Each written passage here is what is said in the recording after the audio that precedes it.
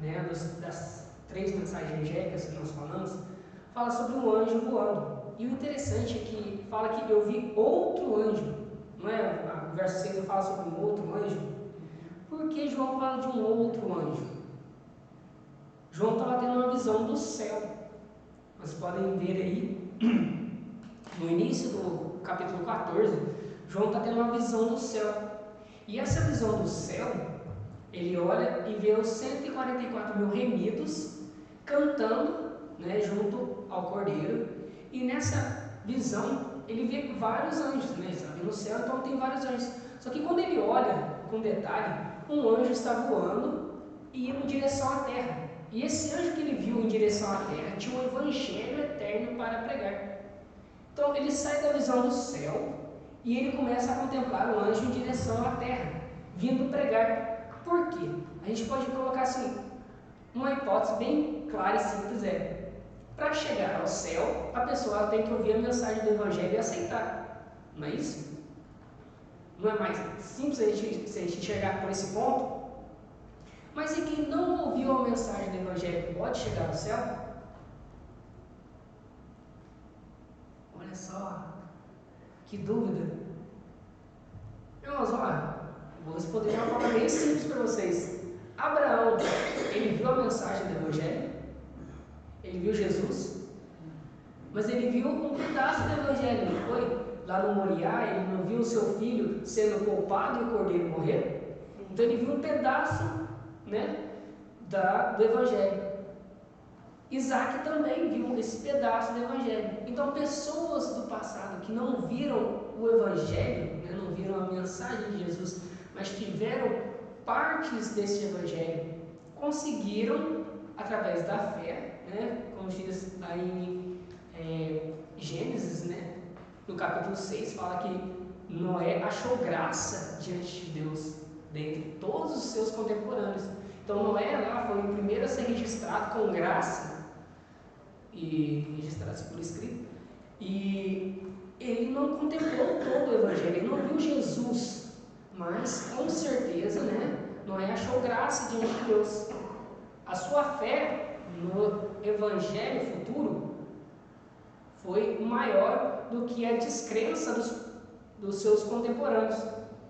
E só para a gente fazer uma meditação bem assim objetiva, gostaria que vocês abrissem as Bíblias em Atos capítulo 17.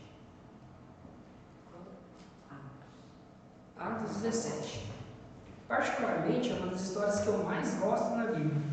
Assim, só para um nível de curiosidade, é uma das passagens assim mais empolgantes que eu tenho, né, como inspiração bíblica. Atos capítulo 17. Eu vou ler alguns versos aqui, só para a gente entender a história. Vou começar a partir do verso 16. Enquanto Paulo esperava em Atenas, o seu espírito se revoltava em face à idolatria dominante na cidade. Então, Paulo, ele estava esperando em Atenas. Ele estava esperando Silas, tá? E estava ali esperando Silas, o seu companheiro de viagem, né? Viagem missionária. E nessa espera, ele ficou ali. Ele passou por Bereia, né? Uma cidade ali perto de Atenas. Desceu para Atenas, né? Ele estava em Tessalônica, desceu em Bereia, de Bereia foi para Atenas. E chegando em Atenas, ele ficou indignado vendo a idolatria daquele povo. E nessa idolatria, ele resolveu fazer algo a respeito, né? Porque o nosso espírito, ele não se contenta em ver pessoas fazendo as coisas erradas, né?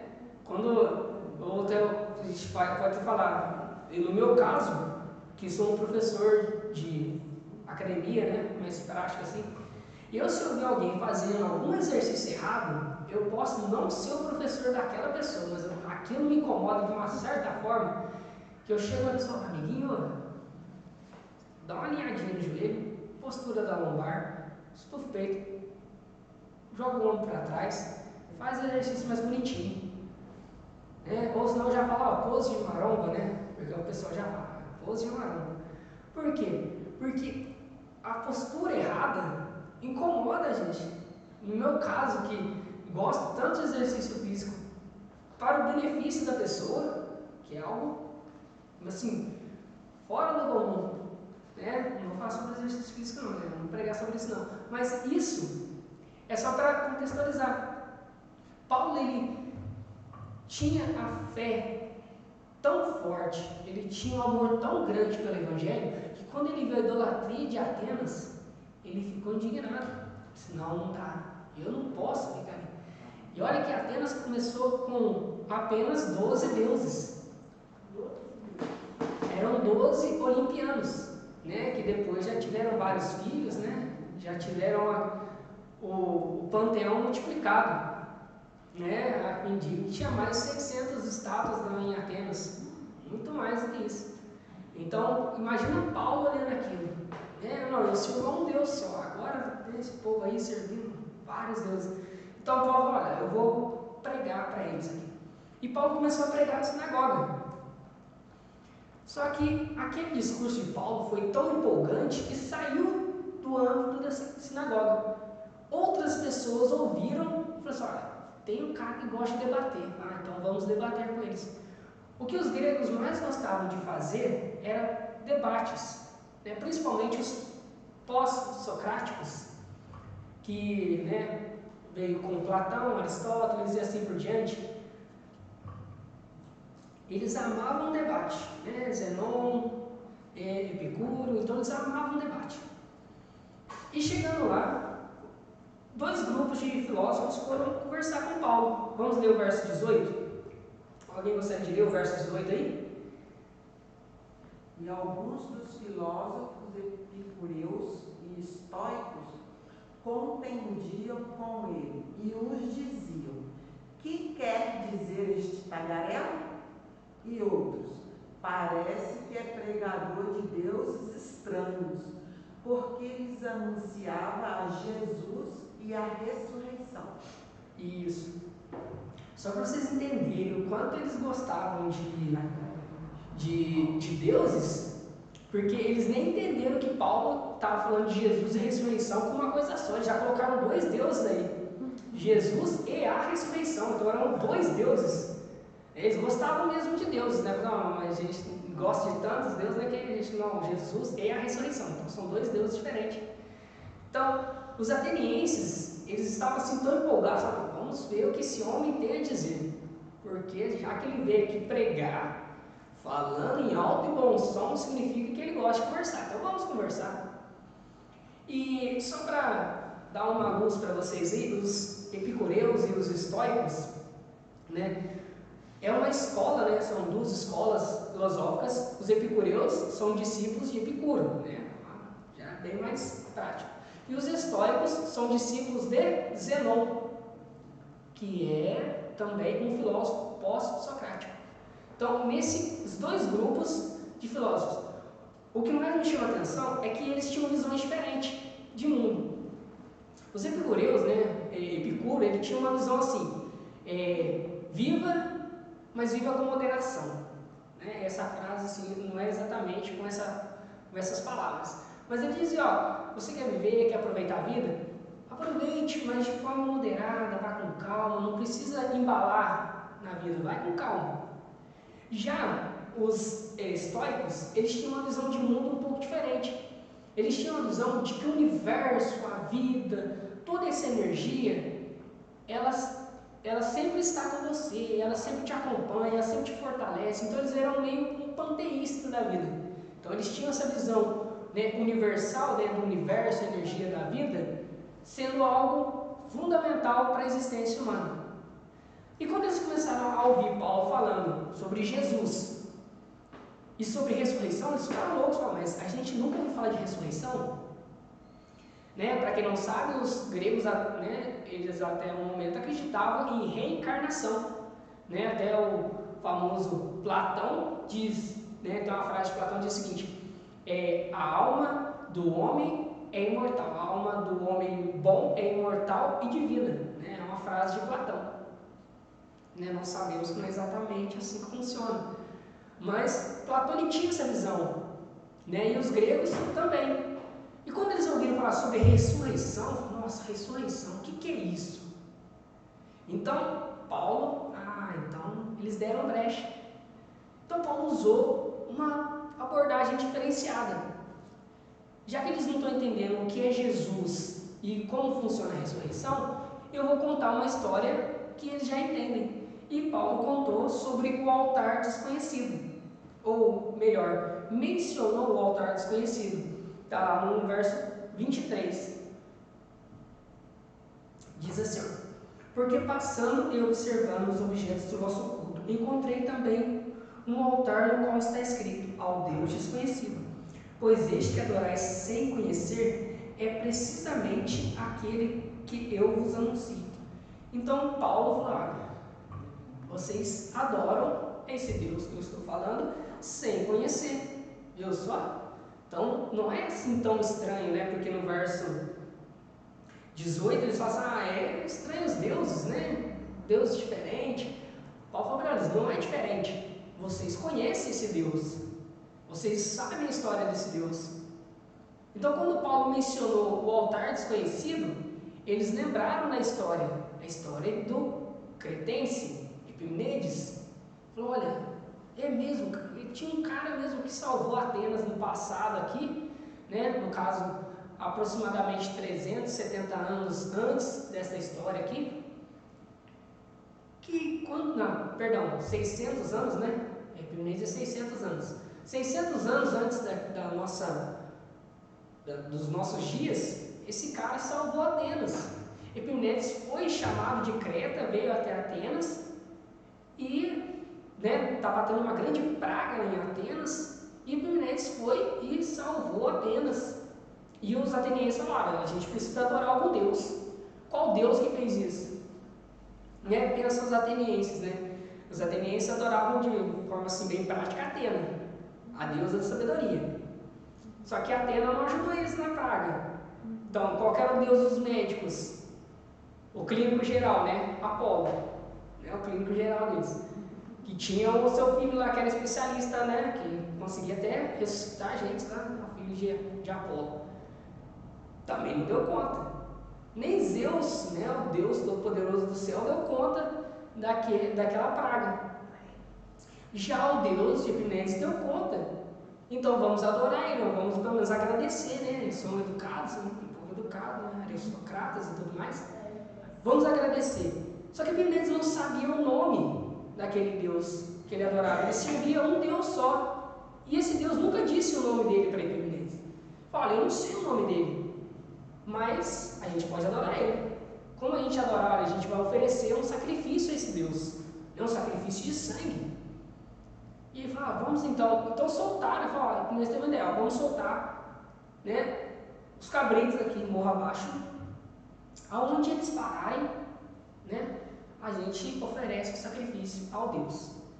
Então, chegando, né, os atenienses falaram: simples assim, beleza, soltaram os cabritinhos, subindo, né, descendo o morrinho ali, parou, né, os cabritos pararam no Areópago, que era um morro chamado Areópago. Parando no Areópago, eles mataram o cordeirinho e levantaram o altar ao Deus desconhecido. Então, baseado nessa história, Paulo falou: olha, é esse Deus que eu estou anunciando a vocês. Ele é um só. Então, Paulo começa a mencionar sobre esse Deus. No verso 24, que é uma das introduções mais lindas assim, da pregação, diz o seguinte: o Deus que fez o mundo e tudo que nele existe, sendo ele o Senhor do céu e da terra, não habita em santuário feitos por mãos humanas, nem é servido por mãos humanas, como se de alguma coisa precisasse, pois ele mesmo é quem a todos dá vida, respiração e tudo mais. E de um só fez toda a raça humana para habitar sobre a terra, toda a face da terra, havendo fixado tempos previamente estabelecidos aos limites de sua habitação, para buscarem a Deus, se porventura tateando, ou possam achar, bem como não está longe de cada um de nós, pois nele vivemos e nos movemos, existimos como alguns dos vossos poetas têm dito, porque dele também somos geração.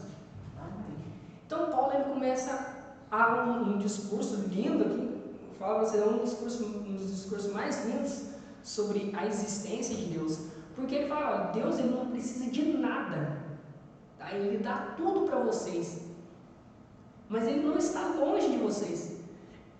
Paulo está fazendo uma contrafação dos olimpianos. Gente, os olimpianos pediam tanto sacrifício, né? Vamos só colocar um exemplo aqui, né? O Dionísio, que é o deus da bebedeira, né? O deus das festas, da farra. Então, Dionísio pedia para o pessoal embriagar. Embriaga, pessoal, né? Fica bêbado aí. Antes de vocês tomar uma, oferece uma para Dionísio. Né? Aí vai chegar lá. Chega Artemis, que era a deusa da caça. Antes de você caçar, faça uma oferenda a Artemis, que a sua caça será próspera. Né? E chega para Apolo. Apolo, que era o deus, né, também da caça, o deus do sol, deus da medicina, poesia e tudo mais. Quando você ia tocar alguma coisa, primeiro você tocava uma nota em homenagem a Apolo. Então tudo que você fosse fazer antes de fazer, homenagem ao deus lá. Atena, a deusa da guerra, da sabedoria e tudo mais. O que eu acho mais sinistro era Hades, né? Porque você matava um monte de Hades, né? Você matava alguém e falava, esse foi o monte de Hades, arrancava a cabeça de um. Né? Esse não de Hades, esse aí era meio sinistro. Mas Paulo fala o seguinte, olha, vocês não precisam dessas coisas, sabe? Ele não habita em templos construídos por mãos humanas. Isso não é o Deus que eu estou anunciando para vocês. O Deus que eu estou anunciando para vocês, ele está lá no céu, mas ele se faz presente na vida de vocês. Ele não está longe. Sabe, os olimpianos eles ficam lá no Monte Olimpo e estão nem aí para vocês. Mas esse Deus não. Olha, ele faz tudo para vocês. E quando ele fala assim, ó, no verso 28, como tem dito alguns dos seus poetas, esse poeta que Paulo anuncia, nada mais é do que Epimenides. Ele era conhecido como poeta, profeta, médico ou curandeiro, depende da versão que vocês pegarem. Então, ele era o poeta que todos os atenienses aqui conheciam. Olha, dele somos feituras, somos criação, somos geração desse Deus.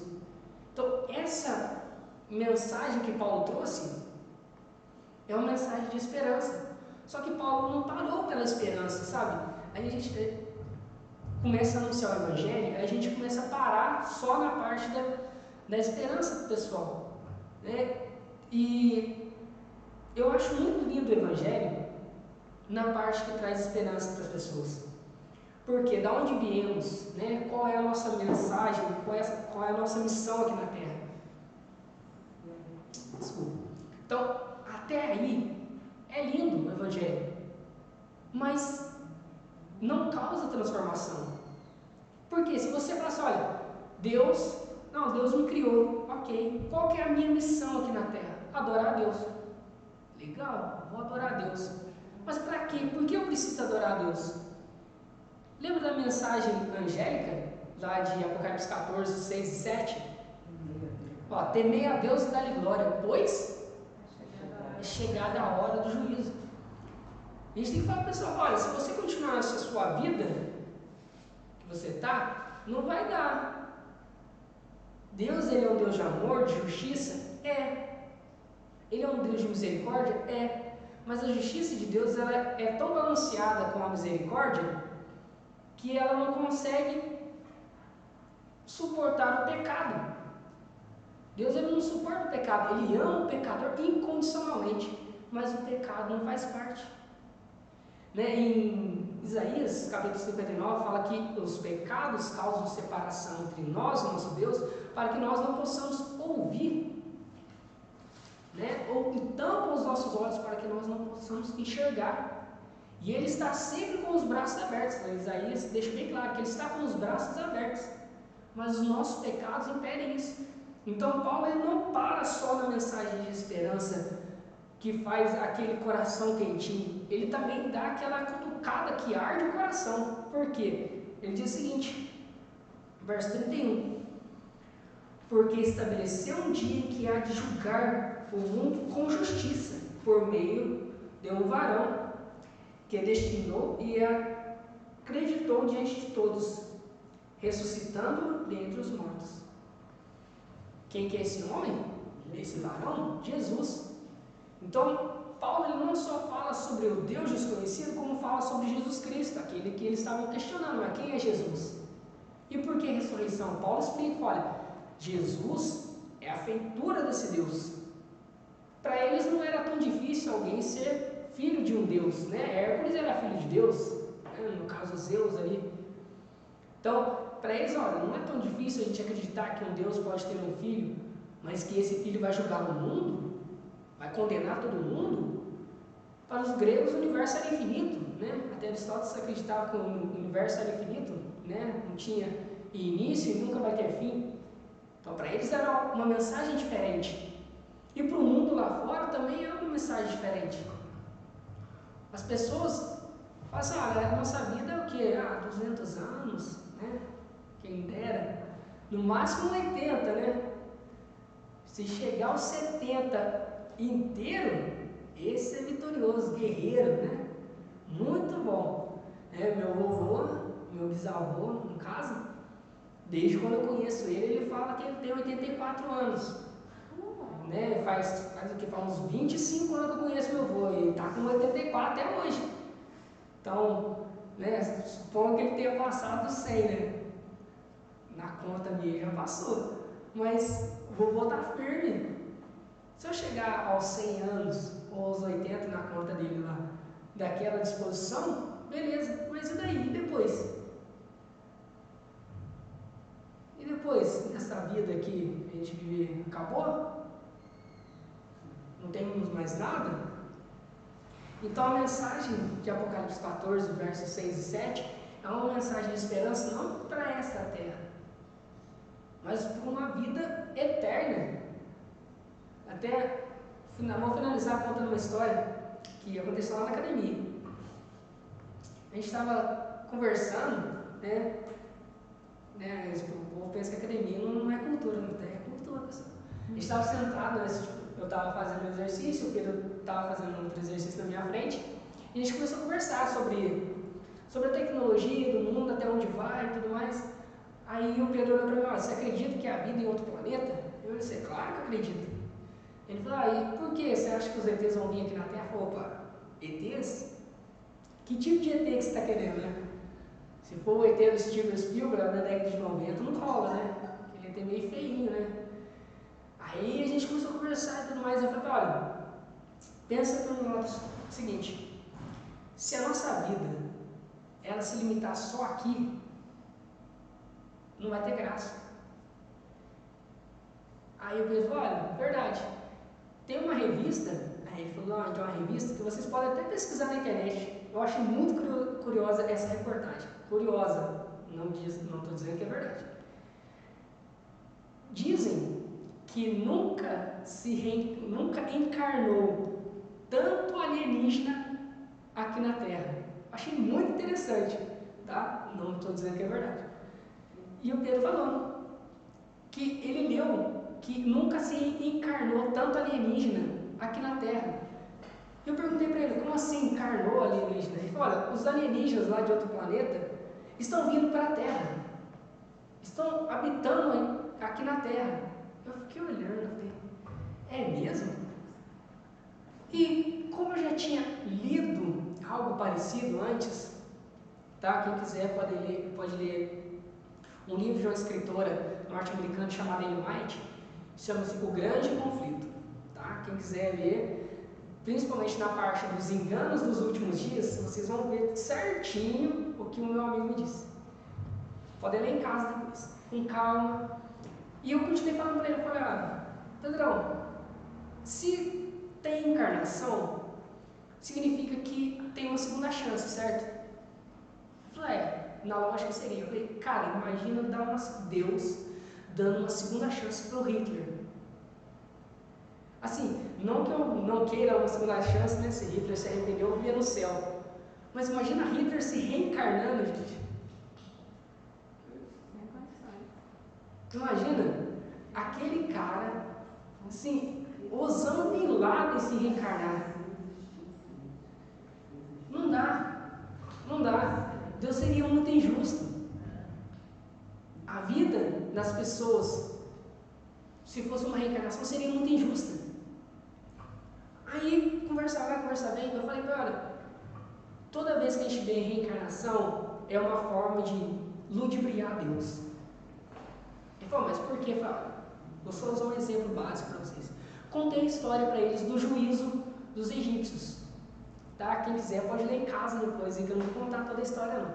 Mas o juízo dos egípcios, eles acreditavam que eles podiam enganar a Deus. Aqueles caraveiros de pedra que eles colocavam dentro do corpo da múmia, aquilo era para enganar os deuses dele. Tote, o deus da sabedoria, Osíris, o deus do rei do submundo, Nefte, a deusa da proteção, era para enganar os deuses. E hoje a nossa sociedade acredita que nós podemos enganar a Deus. A prova disso é se vocês assistiram os Simpsons, tá? O Homer Simpsons, assim, eu assisti acho que 2 ou 3 episódios em que ele conversa com Deus e ele convence Deus de que Deus está errado. Homer Simpsons convence Deus de que Deus está errado. Deus raramente aparece lá no desenho dos Simpsons, mas toda vez que ele aparece é para ser enganado pelo Homer. E a nossa sociedade tem isso na mente. Não, nós podemos enganar a Deus. É impossível, gente, é impossível. O juízo de Deus é feito de justiça. A nossa sociedade, ela consegue colocar na nossa mente que a justiça é falha, que a justiça pode ser negociável. Não pode. A justiça de Deus não é negociável. E o último verso que eu vou ler, para a gente finalizar, está lá em 2 Pedro.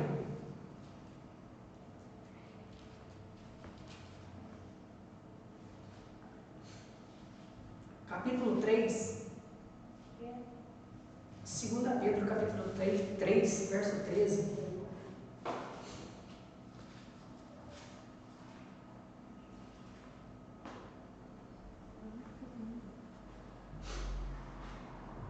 Vou ler, de 2 Pedro, eu vou ler 3 versos, para ficar mais fácil. Vou ler o verso 9. Não retarde o Senhor a sua promessa, como alguns a julgam demorada. Pelo contrário, Ele é longânimo para convosco, não querendo que nenhum se perca, senão que todos cheguem ao arrependimento.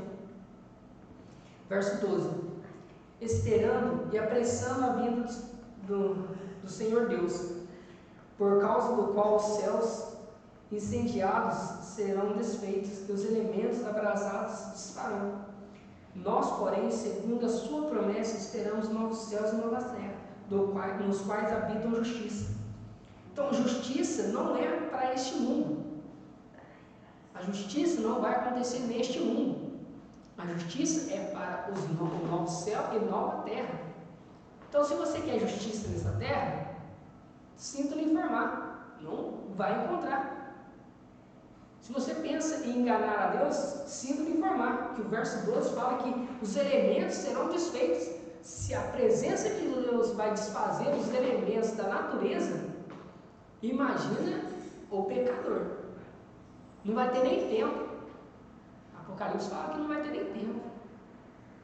Então, não tem como ludibriar esse dia, não tem como escapar desse dia. A única forma de passarmos bem por esse dia é nos arrepender. Não retarde o Senhor em cumprir sua promessa, como alguns a julgam por demorado. Ele está sendo paciente, está sendo misericordioso, ele está dando tempo. Como a conversa que eu tive com meu amigo, possivelmente foi aquela chance que ele teve de reconhecer o Evangelho. A minha chance é hoje. Então nós temos a nossa chance de reconhecer que nossa vida é uma luz para esse mundo. Assim como Paulo abriu os olhos dos atenienses, nós temos a chance de abrir a luz das pessoas da nossa geração. Que nós possamos abrir a mente das pessoas da nossa geração. E que, quando Jesus trouxer juízo a este mundo, possamos estar de pé. Né? Isaías 45, verso 9. Esse é o nosso Deus a quem guardávamos. Né? É nele a nossa esperança.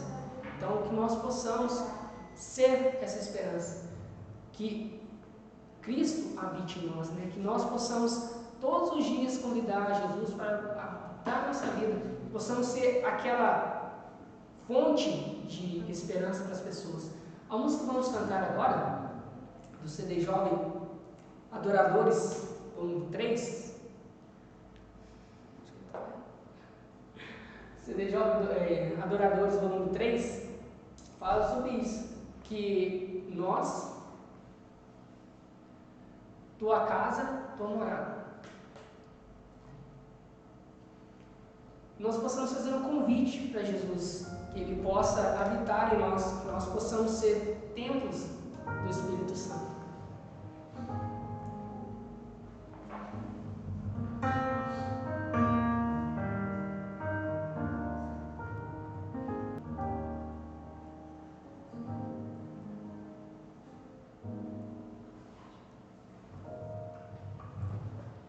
Fica aqui, meu Senhor, eu sei, já está tarde, assim eu insisto.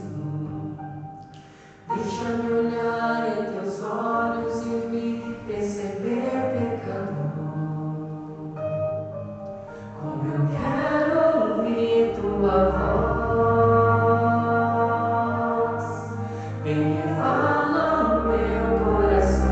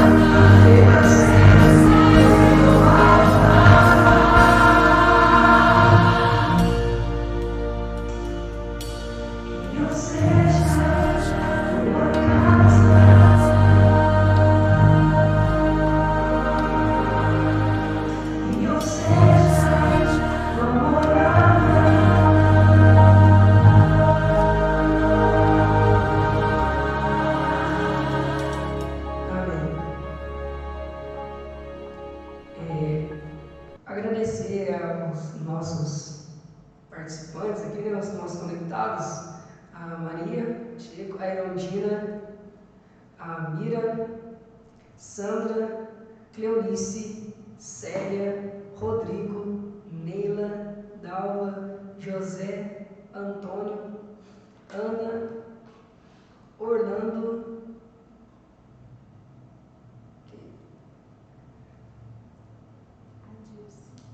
Adilce,